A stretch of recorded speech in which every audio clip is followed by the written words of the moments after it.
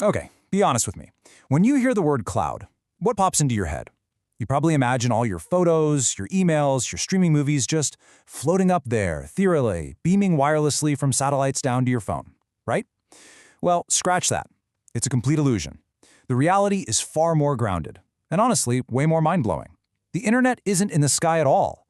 It's an incredibly complex, surprisingly fragile, and entirely invisible physical system that is literally sitting at the bottom of the ocean. So let's play Digital Explorers today. We're going to peel back the invisible layers of the infrastructure that completely runs our modern world. Here is a staggering fact to start us off. 99%, yes, 99% of all international data travels through massive undersea fiber optic cables, not satellites. Think about that. When you shoot off an email from New York to London, or when you binge watch a video hosted on a server in Tokyo, that data is literally converted into tiny pulses of light, and it's fired across the ocean floor through cables that are barely thicker than a standard garden hose. These cables are the actual physical arteries of the global economy. They stretch for hundreds of thousands of miles across pitch-black, rugged underwater trenches. And because they're physical things, they're incredibly vulnerable. We're talking about ship anchors, underwater landslides, and, as geopolitical experts often point out, deliberate sabotage.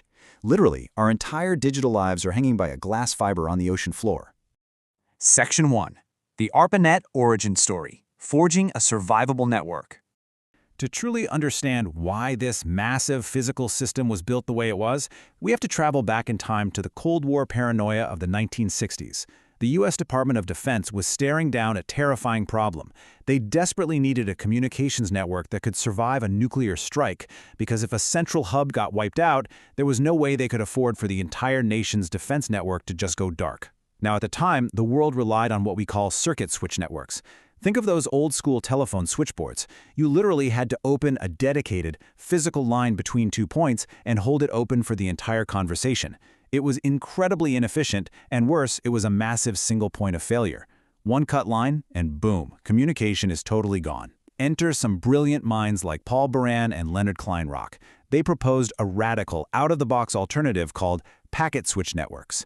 So instead of holding one dedicated line open, your data is chopped up into tiny, discrete little chunks. We call these packets. Every single packet is sent out into the network independently, and they dynamically find their own fastest path to dodge traffic or broken lines. It was a completely revolutionary, highly resilient concept. And this wild vision sparked a timeline of rapid, explosive evolution. In 1966, Bob Taylor officially kicks off the ARPANET project. Fast forward to 1969, a company called Bolt, Beranek and Newman, or BBN, builds the very first interface message processors. Basically, these were the world's first routers, and they hooked up 4 university computers. The network worked, and it expanded fast. By 1977, they pulled off a massive demonstration, successfully interconnecting completely different types of networks. But the real defining moment, that came on January 1st, 1983. Tech historians call it Flag Day. On that day, the entire ARPANET officially transitioned over to a universal set of rules called TCP/IP. This meant that suddenly, any network located anywhere could talk to any other network. TCP/IP essentially became the absolute bedrock foundation of the internet as we know it today. By 1990, ARPANET had totally accomplished its mission, so it was formally decommissioned. Vinton Cerf, who was actually one of the brilliant co-authors of that TCP/IP protocol we just talked about, even wrote this beautiful poetic lamentation for it. He said, "Lay down thy packet, now, O friend, and sleep."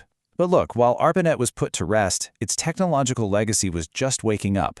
These military and research networks had laid the groundwork for the commercial internet, which was just gearing up for an explosive takeover of the entire globe. Section 2. The DNS Address Book, Navigating the Web. So, we've got this global physical network communicating using TCP/IP. Awesome. But how do we actually find anything on it? See, we humans are great at remembering words, right? Like YouTube.com or Google.com. But the internet's underlying routers, they don't care about words. They only understand numbers, specifically IP addresses, like 192.168.1.1. So we needed a bridge between human memory and machine routing. Enter DNS, the Domain Name System. Think of it as the internet's massive, super-fast distributed address book. When you type in a web address, your computer is like, wait, where is this? First, it checks its local cache. If it doesn't know the IP address, it asks a local resolver. If the resolver is stumped, it performs what's called a recursive lookup. It literally goes all the way to the very top, to a root server, which then points it to a top-level domain server, like the .com server. That server then says, go ask the authoritative name server for that specific website, which finally hands over the exact IP address. And the craziest part? This entire global wild goose chase happens in milliseconds, before your web page even begins to load on your screen. Now, at the very top of that massive global DNS hierarchy, there is this fascinating, almost scary bottleneck. Believe it or not, there are only 12 independent root server operators in the entire world managing 13 root identities. Just 12. Now, obviously, thanks to some really clever network mirroring, these actually represent over 1,500 physical servers scattered globally. But still, the core organizational structure is incredibly tight. Because there are so few of them, the entire system relies heavily on local caching. That means your computer and your local internet provider literally have to remember these addresses. If they didn't, those root servers would instantly be crushed by the sheer weight of global network traffic. And this brilliantly illustrates exactly how the internet maintains its integrity within such a centralized yet distributed system. Since the root zone is basically the absolute master lookup for the whole internet, it has to be fiercely protected. Enter the root DNSSEC KSK ceremony. I know, it sounds like something straight out of a James Bond spy movie, but it is 100% real. These are highly audited, heavily guarded physical ceremonies where cryptographic keys, literally the digital master keys to the internet's root zone, are generated and secured. It's totally public and broadcasted live to reinforce global trust and transparency. They do all of this just to ensure that when you ask for your bank's website, you aren't secretly being redirected to some malicious imposter. Section 3. The Rules of Communication, the OSI and TCP/IP models. Okay, so with our address finally resolved, network engineers use these conceptual models, like the 7-layer OSI model or the slightly simpler TCP/IP model, to govern how the data actually moves across this physical infrastructure. These models are basically the reason that software from Apple can talk perfectly to hardware from Cisco over cables that were laid by AT&T. It's a universal language. And the secret sauce to this universal communication is a process called encapsulation. You can think of encapsulation kind of like sending a highly secure top-secret letter. You write your message, right? Then you put it in an envelope and write the recipient's name on it. Then you put that envelope into a larger courier pouch with the destination city's address. Finally, that pouch gets shoved into a huge shipping crate labeled with a barcode for the cargo plane. At each step down these network layers, your data is being wrapped in a brand new digital envelope, or header, which contains very specific instructions for that exact phase of its journey. Let's walk step by step down these layers really quickly. Step 1. The application layer. This formats your data, like making an HTTP request for a web page. Step 2. The transport layer. This takes that data and chops it up into smaller segments. Step 3. The network layer.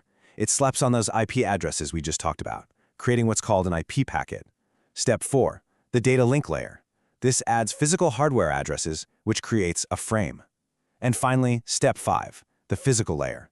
This takes that completely nested package and converts it into raw electrical signals, radio waves, or optical flashes of ones and zeros, so it can shoot across those literal physical cables sitting at the bottom of the ocean.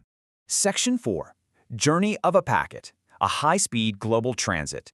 Now, the absolutely crucial point here is understanding how this all comes together in real time.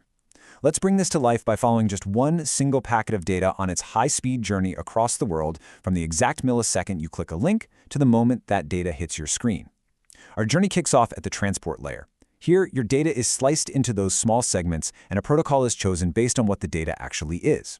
If you're downloading a PDF or loading a web page, the system uses TCP. Think of TCP like a meticulous accountant. It numbers every single packet, it checks for errors, and it absolutely demands a receipt for delivery. If anything gets lost, it says, hey, send that again. But if you are on a live video call or playing a fast-paced multiplayer game, the system uses UDP. UDP doesn't care about perfection, it only cares about pure speed. It fires the packets out as fast as possible without waiting for any delivery receipts. If a frame drops, too bad, it drops. The show must go on. Next up, at the network layer, the IP header is added containing your source and destination IP addresses. But engineers added a really brilliant fail-safe mechanism here called TTL, or time to live. Imagine if a packet gets lost in the network and just starts bouncing between two confused routers forever. Eventually, millions of these ghost packets would clog up and completely crash the entire internet.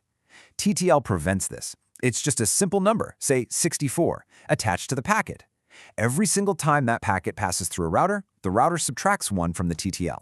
If that TTL number ever hits 0, the router just quietly deletes the packet.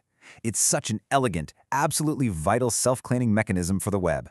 Right before the packet can finally leave your computer, it hits the data link layer, which tacks on something called a MAC address. Now, while an IP address tells the packet its ultimate final destination on the globe, the MAC address is purely for local hop-to-hop delivery. It is a unique physical signature that is permanently burned into the network hardware of your computer and the router you're connecting to. The packet is now fully encapsulated into a frame, and boom, it's fired out as a physical signal. You really have to appreciate the lightning-fast micro-decisions an internet router makes every single time a packet arrives. When our packet hits the very first router, that router immediately strips off the MAC layer header. It looks closely at the ultimate destination IP address. Then it consults a massive internal map called a routing table. Using a complex algorithm called longest prefix match, it instantly determines the absolute best next step for this packet. It knocks the TTL down by 1, slaps on a brand new MAC address for the next router down the line, and fires it out. I want to pause and reiterate this mind-bending reality, because it is the core of how packet switching actually works. As our little packet travels across the country or under the literal ocean, the logical destination, the IP address, never, ever changes. But the physical path, the MAC address, is dynamically stripped off and completely rebuilt at every single intersection, at every single router hop. The route is constantly adjusting in real time to avoid congestion or cable cuts. It's fulfilling that original Cold War vision of a truly survivable, infinitely adaptable network. Finally, our packet makes its triumphant arrival at the destination server, and what happens here is basically a perfect mirror image of how it started. The server's physical network card receives the ones and zeros, it checks the MAC address to ensure, hey, was this actually meant for me? It strips that away and verifies the IP checksum to make sure the data wasn't scrambled or corrupted in transit. It strips the IP header away, passes the data through the designated transport layer port, and finally the web application decapsulates the original payload. The data is fully reassembled and the web page loads on your screen. And all of this, across the globe, happened in just a fraction of a second. We've explored the incredible birth of ARPANET, the complex translation of DNS, the nesting dolls of encapsulation, and the microsecond journey of a single packet zooming across the globe. Think about it. We engineered an invisible, decentralized system specifically designed to survive a nuclear disaster. Yet at its very core, it relies on incredibly fragile physical cables resting in the dark, crushing trenches of the ocean floor, and highly secured cryptographic root keys guarded in elaborate public ceremonies. It is an absolute masterpiece of human engineering, simultaneously robust, yet terrifyingly delicate. So I'll leave you with this final thought. How secure do you think our hyper-connected world truly is today? Thank you so much for exploring this explainer with me. If you want to keep unraveling the incredible complexities of the hidden technology that completely runs our lives, make sure to subscribe for more deep dive technology documentaries. See you next time.